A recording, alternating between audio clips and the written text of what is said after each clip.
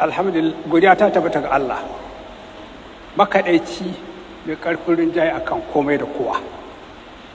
Wannan ya hukunta ƙarewa akan wannan duniya, ya hukunta wanzuwa a gidan tabbata ita ce lahira.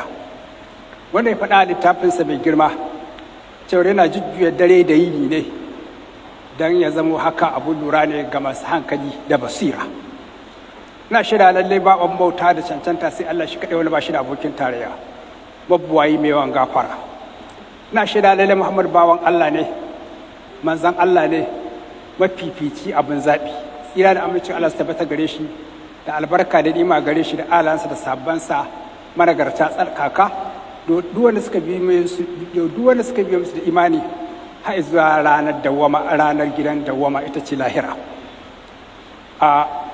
Bayan haka yan uwa musulmi, yau kamar yadda aka sani 3 ne ga watan Shawwal, hijirar Annabi sallallahu alaihi wasallam ta 1445, 12 ga watan 2024.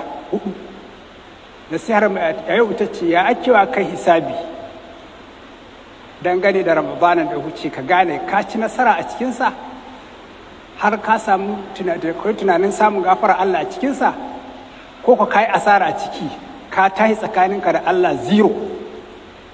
Kaiwa kanka hisabi da kanka shine yadda akewa mutum zai kansa da kansa hisabi, ya gane me matsayin Ramadanan ɗinsa da ya huce. Ice ya bayan ya taron al'ummar musulmi masu daraja, wata Ramadan mai albarka ya huce, wata ne da ake ribatuwa da samun ake ribatuwa in an aikata sunna a cikinsa sai a sami ladan farilla. Wata ne da in aka aikata farilla a cikinsa sai a samu sakamakon ladan farilla 70. Wata ne da a cikinsa aka ribaci aiki a cikin dare ɗaya a cikinsa za a samu daren da ya fi daren wata 1000. Wata ne da suke tsayayyu akan bin Allah suke rabantuwa da samun rahamar Allah. Wata ne da masu zunubi suke samun gafarar Allah. Wata ne da waɗanda suka cancanci shiga wuta suke samun ‘yantarwa daga barin shiga wuta, muddin sun tuba sun bai da lamarinsu ga Allah. Bayan Allah, wata Ramadana ya huce ɗauke da alkhairansa. Mun raya yininsa da azumi, dararensa da salloli, da azumi da salloli, da kyaututtuka da taimakon marayu da makamanta haka. Ya kai ɗan uwa musulmi, to iwa kanka hisabi da kanka. Shin a wannan wata da ya huce ka ci riba? Ka fa'idanci da watan? Me tasirin watan a rayuwarka? Binciki kanka da kanka. Shin ka ci riba a cinsa ne ko hasara kai? Shin ka binciki kanka da kanka. Shin an karɓi ayyukan kyawawa a cikinsa, ko ku an wurgo maka ayyukanka da kai a jikinsa? Ka sani, magabatanmu a salafu sali, magabata na ƙwarai, rahamar Allah ta tabbata gare su, duk sannan wata Ramadan ya ƙare sai bakin ciki ya rufe su ta tunanin shin an karɓa musu ko ba a karɓa ba. Wanda yake sa sai su ɗau watanni 6 suna ta roƙon Allah subhanahu wataala ya karɓa musu ayyukan da suka yi wata Ramadan. Akan haka ne Ali bin Abi Talib yake cewa ku musulmi ku zamo har kullum ƙoƙarin ku fi damuwa wajen a karɓa muku aiki fiye da damuwa da yawan aiki. Yace ai Allah ya ce Allah na karɓa ne kaɗai daga masu takawa, masu jin tsoron Allah. Ya ku yan uwana musulmi, kowane ɗayanmu ya sani ga karɓar aiki da ribatuwa a wannan wata akwai alama da za ka gane. Haka kuma da asara ko a raddin aikinka a wurgo maka ayyukanka akwai alama ƙarar da mutum zai gane. Kowanne mu zai gane wannan alamu. Ya kai ɗan uwana musulmi, ga yadda za ka yi.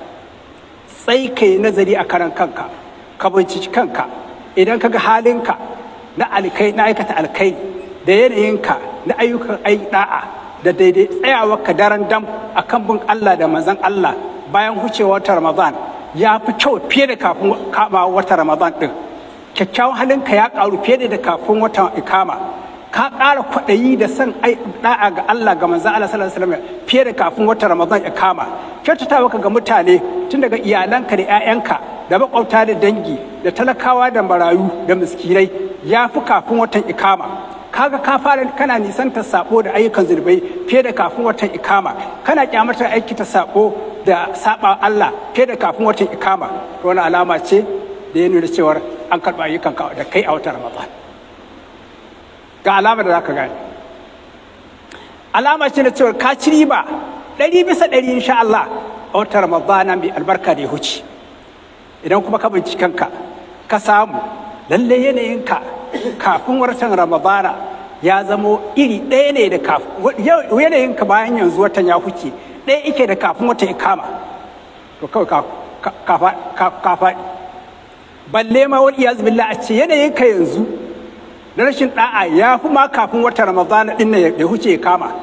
Aka ga ka ci gaba da togewa akan sabo da zunubi, kaga ka fara nisantar aikin ɗa'a ga Allah ga manzon Allah fiye ma da kafin watan Ramadan ya kama. Baka halarto Juma'a, baka halarto sallar jam'i fiye da kafin watan Ramadan ya kama. Kana barin abin da Allah ya dora maka fiye da kafin watan ikama. Kana saba wa Allah baka tuba fiye da kafin watan ikama. Baka karanta alqur'ani fiye da kafin watan ikama. Baka halarto wuraren majalisai da ake darussa na addini fiye da kafin watan ikama. Ka zarce akan cin riba, ka zarce akan cin hanci da rantsa-rantsa na ƙarya, kaga ka zarce a algushu da yaudara da fajirci da ha'inci da cin amana da ƙarya da hasada da annabimanci da yi da mutane da sauransu, duk kafin kana yin haka fiye da ma kafin watan ikama. Ka gane cewar yanzu baka kula da iyalanka da tarbiyyar 'ya'yanka fiye ma da kafin watan ikama. Baka damuwa da kyautata marayu da al'umma da sauran miskinai da talaka da raunana fiye da kafin watan ikama. To wani alama ce ta cewar baka amfana baka fa'idantu da komai a watan Ramadan inda ya huce ba. Alama ce ta cewa ka tashi zero tsakaninka da Allah. Baka amfani da lokacin da Allah ya ware don yiwa al'ummar musulmi gafara ba. Baka amfani da neman samun yardar Allah da yake saukawa a watan Ramadan ba. Kawai ka gane da haka ba abin da ka ribatu da shi ko ka ci gajiyarsa ko ka amfani shi a watan Ramadan, sai dai ka amfana da ƙarin tarin sako da hasara, haɗuwa da akuba da shiga wuta Allah ya kiyaye. Ka gane cewa ba za a gafarta maka ba har ka mutu a haka.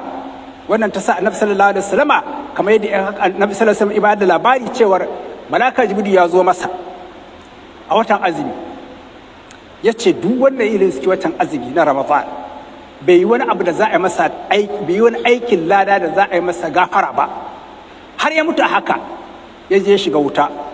Fa abadahu Allah, ka ce Allah ya ƙara nesanta shi daga rahamar Allah. Malaka Jibril ya ce da Annabi ce ne amin. Shi malaka Jibril sai ya addu'ar, ya ce da Annabi ya ce amin. Shi ko Annabi ya ce na ce amin, ma'ana Allah ka yadda. Duk mutumin da watan Ramadana ya kama bai yi wani abu da za a yi masa gafara ba har ya mutu a haka bai tuba ya gyara ba, to wannan Allah ya ƙara nesanta shi daga rahamar Allah. Malaka Jibril shi ne addu'ar. Sai shi Annabi ya ce, aka ce ice amin, ya ce amin. Malamai suka ce ana ka duba girman mai addu'ar, ka duba girman mai cewa amin. Wal iyazu billah. Ya girma asarar wannan bawa, ya kai can wannan bawa, ina mashigar wannan bawa. Da haka in ka binci kanka kaga akwai alama, ba lallai ka tabbatar komai haka da haka, ko alama ka gani, to maza kai kokari ka tuba. Yanzu kana da ragowar lokaci, maza ka tuba, kar ka shiga cikin wannan addu'ar ta Annabi sallallahu alaihi wasallam. Wasu yasa magabata suke cewa alamar kyakkyawan aiki, alama za a saka maka da kyakkyawan aiki, a ga kyakkyawan aiki ya biyo baya.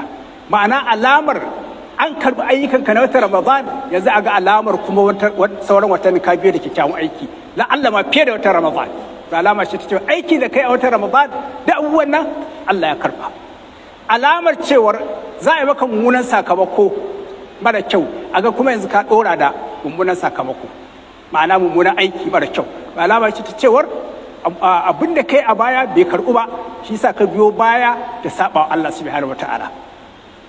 Ya kai ɗan uwana musulmi, ya wanda i gane isan cewar a watan azumi yana da Allah subhanahu wataala, Allah ne ubangijinsa, shine abun tsoronsa, shine abun kadaitawarsa, shine abun biya gare shi, shine abun fata gare shi. Me yasa yanzu watan Ramadan ya huce za ka mance da shi?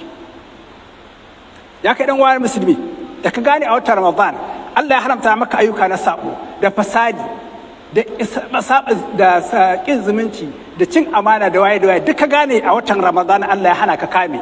yanzu me yasa zaka mance da Allah haka baya don takamar azumi ya huce? An gaya ma a watan azumi kada yake bin Allah?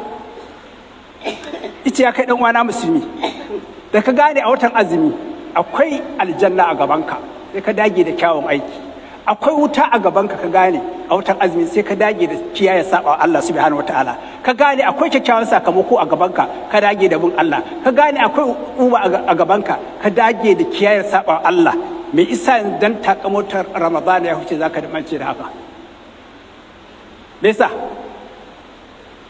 Dole da zaka ka bincika kanka ne ka gane da kanka.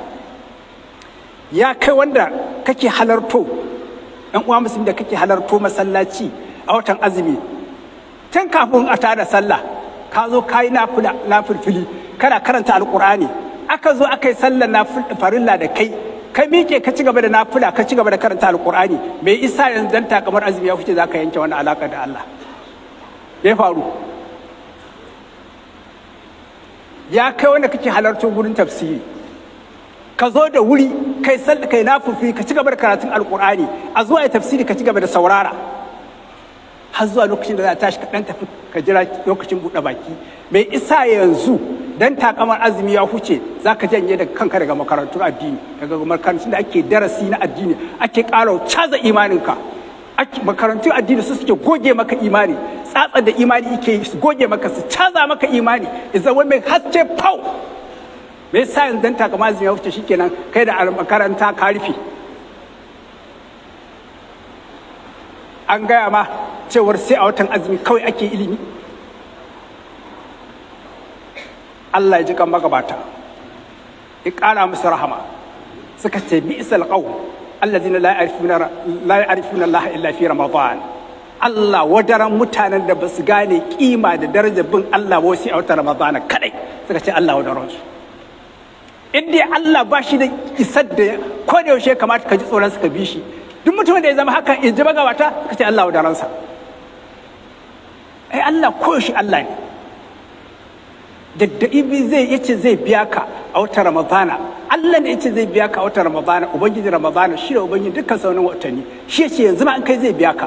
Abinda Allah ya ce wa abudu rabbaka hatta ya'ti ka liqin, kai tabin Allah kai tabin Allah kai tabin Allah da manzansa, kai ta aikin kirki, kai ta sadaka, kai ta ciyarwa, kai ta kaza kai ta kaza kai ta kaza kai ta kaza. Allah ya har sai rana ka mutu, ba ta da kai iya watan Ramadan ba. Allah muwafaka da ku baki da. Ina roƙonka Allah subhanahu wataala da rahamarka, abinda muka yi na watan wannan wata Allah subhanahu wataala ka karba, Allah ka yarda da shi, Allah ka sa mu cikin mutanen da za su zarce da kyakkyawan ayyukan da suke a watan Ramadan, ninkin ba ninkin din yadda suka saba a watan Ramadan, bi rahmatihi subhanahu wataala. Allah gafarta magabatanmu, marasa lafiya gida ko asibiti Allah ka ba su lafiya, masu lafiya Allah ka inganta lafiyar jin daɗin biyayya gare ka. بعد الله صلى الله وسلم على افضل خلق الله. اللهم صل على محمد وعلى ال محمد كما صليت على ابراهيم وعلى ال ابراهيم انك حميد مجيد. اللهم بارك على محمد وعلى ال محمد كما باركت على ابراهيم وعلى ال ابراهيم انك حميد مجيد. سبحانك اللهم وبحمدك اشهد ان لا اله الا انت استغفرك واتوب اليك. ثم قوموا الى صلاتكم يرحمكم الله.